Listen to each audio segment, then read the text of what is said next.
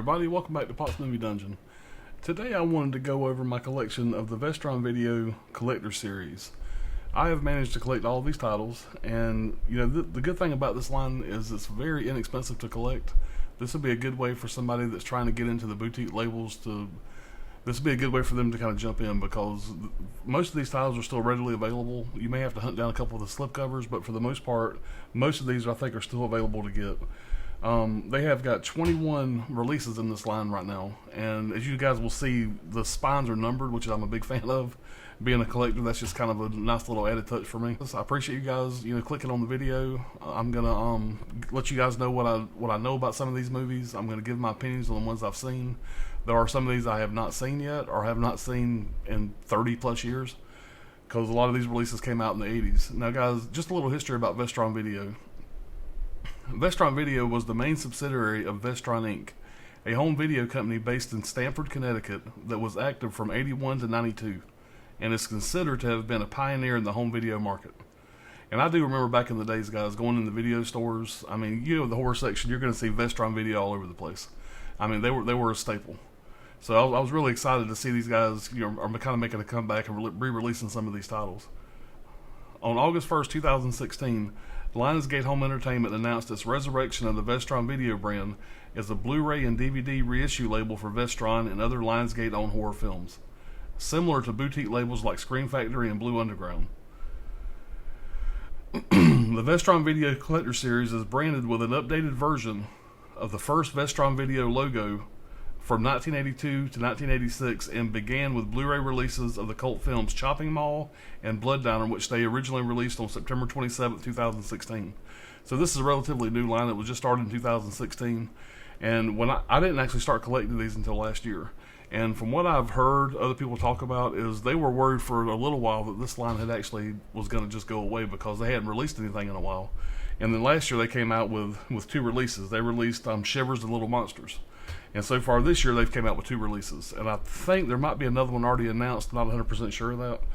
But what I want to do in this video, guys, is I'm just going to show you guys what the artwork looks like for anybody that's interested and or maybe picked up the latest release and kind of want to go back and see what the other ones are all about. What everything is included in the collection. And it's going to kind of give you guys an idea of, what all the artwork looks like, which I'm sure most of you guys probably know most of these. But this is just going to be like an overview of the collection. But I appreciate you guys checking things out, and we'll get started. All right, number one in the collection is Chopping Mall. Now, this is a 1986 movie. It's directed by Jim Wynorski. It stars Kelly Maroney, which if you guys seen Night of the Comet, she's the cheerleader girl in Night of the Comet.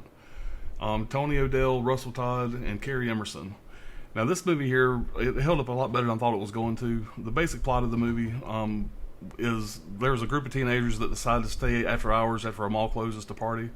And this mall had just got a new security team of robots, and they end up calling them killbots. But basically, the robots end up going haywire and start killing off the kids that are in the mall. And the movie is basically them trying to survive. And it's kind of a silly premise, guys, but it does hold up very well. The movie was better than I remember it being from back in the day. Now, the special features, guys, that's it right there. I'm not going to get real deep on that. But basically, they do have some new interviews with some of the cast. So this here is not a very expensive line. I mean, the average cost per title is like $13. And you may pay a little extra if you go back to get some of the older ones, whatever, if you're looking to go hunt down some of the slipcovers. But for the most part, guys, like I said, when these come out, I want to say they're price pointed at $12.99 or $13.99, really inexpensive. But you got good artwork. They look good on the shelf. They're all numbered. You got, pretty good amount of special features. I mean, you can't really go wrong with this line, guys. These are high recommends. But that was a fun movie. That's number one. Now, guys, just so you know, if you probably noticed, I'm going to stick a trailer down here. And I'm going to kind of just have a little visual as I'm talking. It's something new I'm trying out. You guys let me know down below if that's something you guys enjoy, or something y'all can do without. I mean, I just figured people that hadn't seen the film, as I'm talking about it kind of gives you a general idea of what's going on with the film. Just an idea I had. Alright, number two on the line is Blood Diner. Now, I'm going to be honest with you guys, I wasn't the biggest fan of this movie, and I know there's a lot of people out there that do enjoy this movie. I know it has a really big cult following, and I like a B movie just as much as the next person. But this one here, there was something about it. I don't know what it was. It was something about the vibe of the movie, just the actors.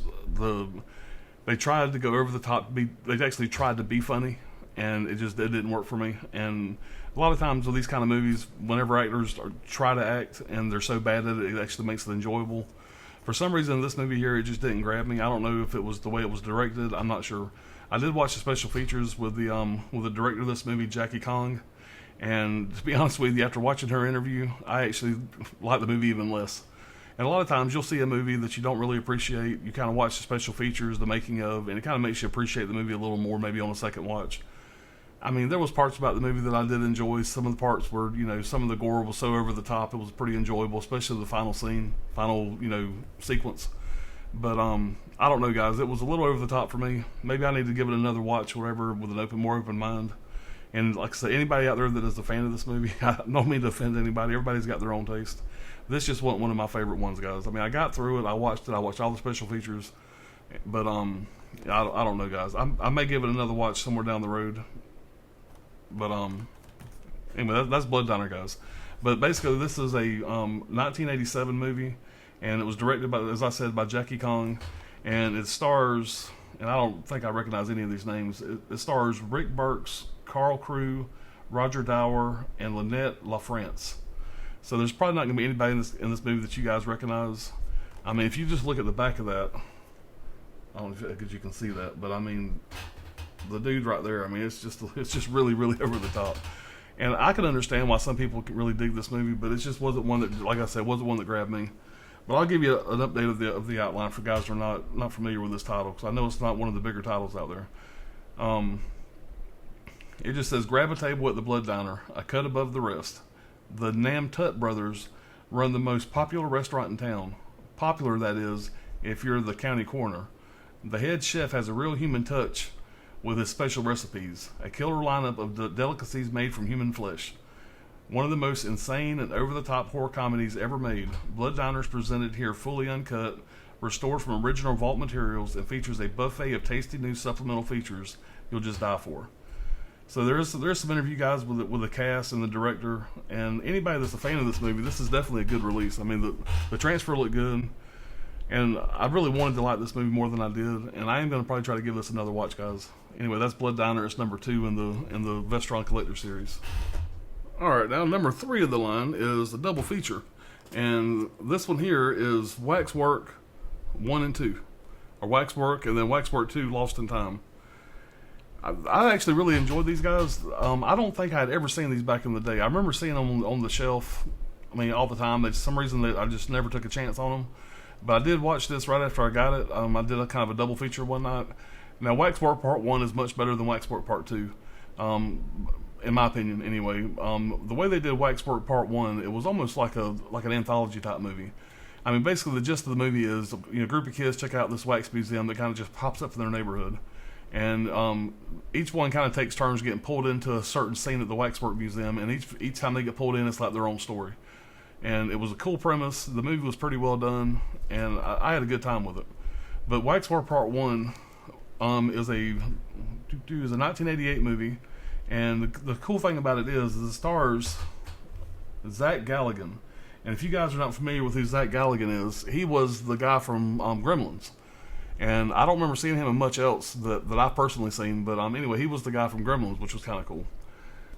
It also stars Deborah Foreman, which you guys may remember from Valley Girl. She was Nicolas Cage's girlfriend in Valley Girl, and she was a teenage crush back in the day. But anyway, it was fun to see her in this. Like I said, I'd never seen this back in the day, so I didn't even realize she was in this. So that was a nice little surprise. And I had just recently watched Valley Girl, one of my releases from my Shout Select line. So anyway, I kind of had a double feature of Deborah Foreman within a couple of days, but I didn't really even plan it. So that was kind of neat. And just the rest of the cast, guys. You have Jennifer Bassey, Joe Baker, Michelle Johnson, and David Warner. Now, David Warner had a really good part in this. He was kind of the bad guy, so to speak, I guess. He was the one that ran the Wax Museum. And, he's been in a lot of stuff, guys. He was the one thing I remember him from was Titanic. He was kind of the bodyguard asshole from Titanic. But he's been in a lot of stuff, guys. He's kind of a classic actor. But I highly recommend Waxwork Part 1. So Waxwork 2 was okay, but it wasn't as good as Part 1. Zach Galligan does return in the same role, but the girl's role was replaced by an actress named Monica Shinaro. I'm probably saying that wrong, but for whatever reason, Deborah Foreman didn't return for part 2 in this, and it's okay. I mean, for what it is, I mean, it's not. It wasn't my favorite, but basically, Waxwork Part 2, whatever, came out in 1991, and just to give you an idea, a rough outline of the movies, guys. You have inside. This is part 1. Inside the Wax Museum, a group of teenagers are aghast at the hauntingly lifelike wax displays of Dracula, the Wolfman, the Mummy, and the character members of the Horror Hall of Fame. Each display is perfectly grotesque, yet each is missing one thing: a victim. Admission to the waxwork was free, but now they pay with their lives. One by one, the students are drawn into the settings as objects of the bloodthirsty creatures. They are now part of the permanent collection. In Waxwork 2, Lost in Time, having escaped the fiery destruction of the original Waxwork, Mark and Sarah face another grueling ordeal in Waxwork 2, Lost in Time. When Sarah is accused of murdering her stepfather, fleeing through the doors of time in a desperate search for proof of her innocence, the two lovers find themselves caught in the eternally recurring battle between good and evil. Together they must stop one of the most powerful and demonic figures of all time, Lord Scarabus. I'm saying that right. But guys, this is a good collection. I'd recommend you checking both of them out. I think you're going to probably like one better than part 2, but they're both worth a watch. And again, guys, there's the inside. Now, this is the only one that's got a clear case, or at least mine had a clear case. I'm assuming that's the same for everybody. But there's the front and back, and on the inside you get the. I hate these things here, but there's a couple that's like this, and you do get reversible artwork on this one. You just basically have part 1. It's not really reversible artwork, but you have part 1, or you have part 2, and so you can decide whichever one you want to display. But that is number 3 in the Vestron Collector Series, and I was happy with this, guys. This is a good addition to the line. All right, guys. Next we have number 4 in the collection, and this is Return of the Living Dead Part 3. I love that artwork. These movies here, this is part 3 in the series, but these movies are so different, guys. I mean, they kind of share the same premise, where you have the tanks, the military, all that stuff, whatever. But all 3 of these movies are so different. I love part 1. In my opinion, it's one of the greatest horror movies ever made. At least horror comedies ever made. It's just an all-around great movie. It's definitely probably my top 10 horror movies, maybe in my top 5. And I watched part 2 recently. I got it's one of the collector series through Scream Factory, and I like part 2, but part 2 gets a little too campy for me, so it's not my favorite in the series. But I mean, it was okay for what it is. But this one here to me is better than part 2 in my opinion, mainly just because of the special effects. The special effects of this movie, guys, are great.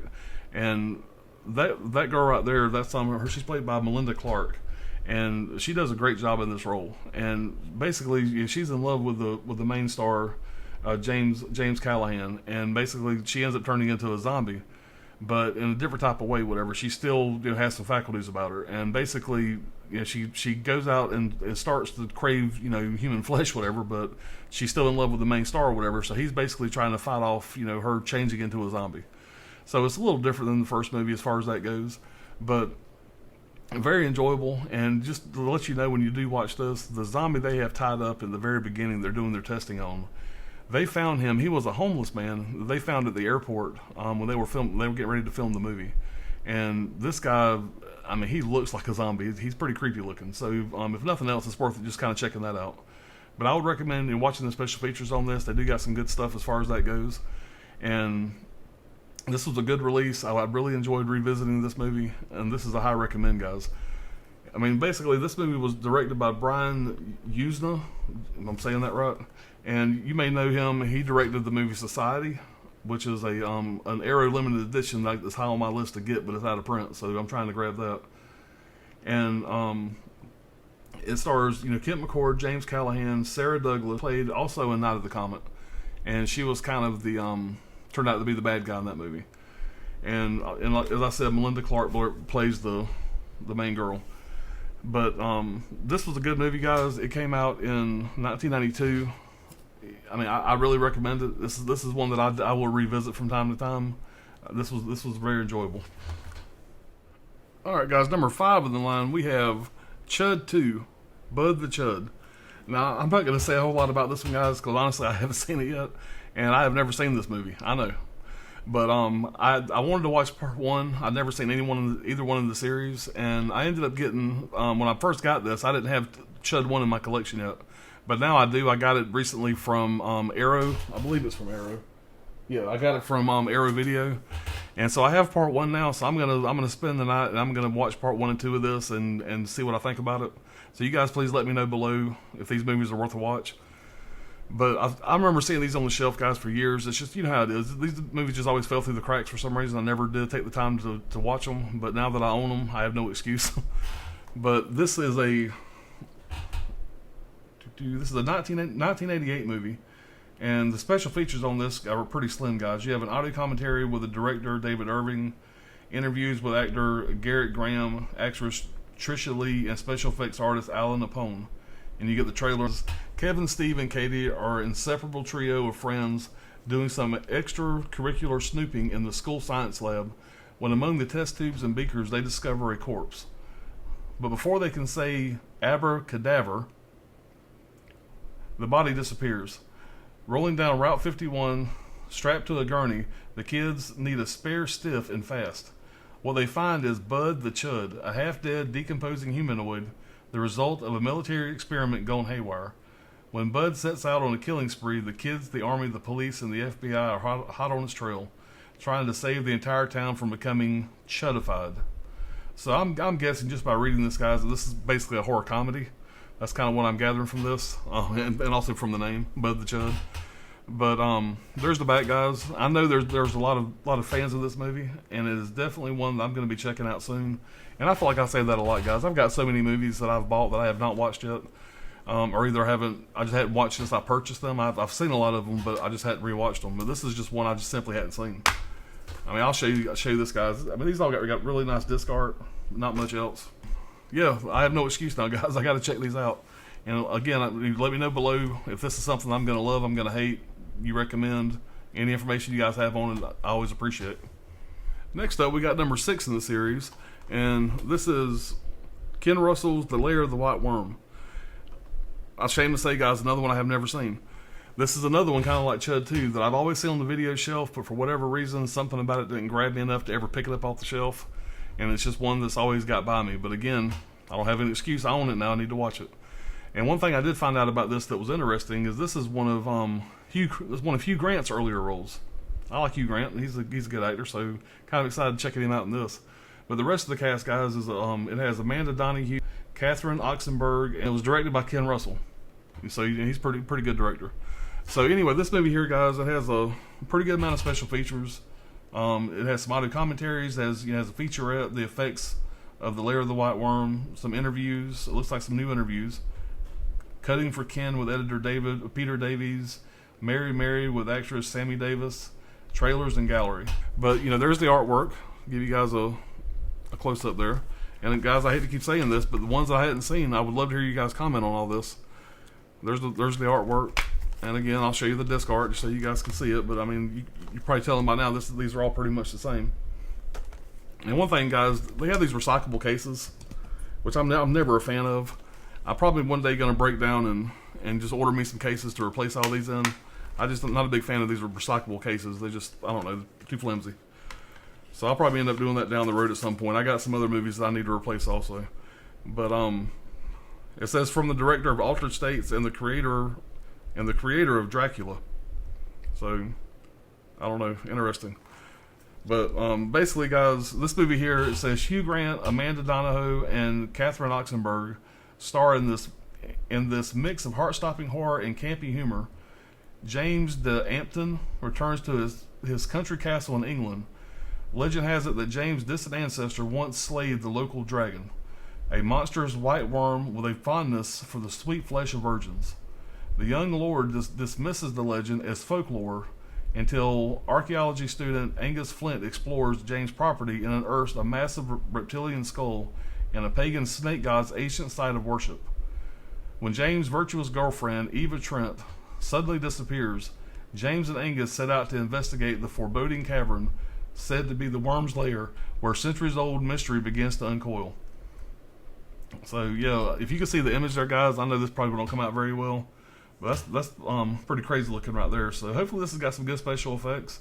Hopefully it holds up, guys. This movie came out in 1988. So yeah, I'm gonna be checking that one out soon, guys. And I apologize. I mean, some of these I simply just hadn't seen. I'm sure you guys are the same way, y'all.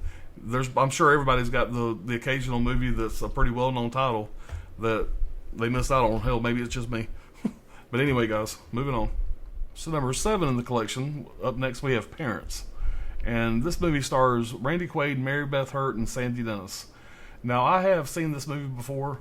It had been a long time, and I don't remember that much about it. I just remember it not being great.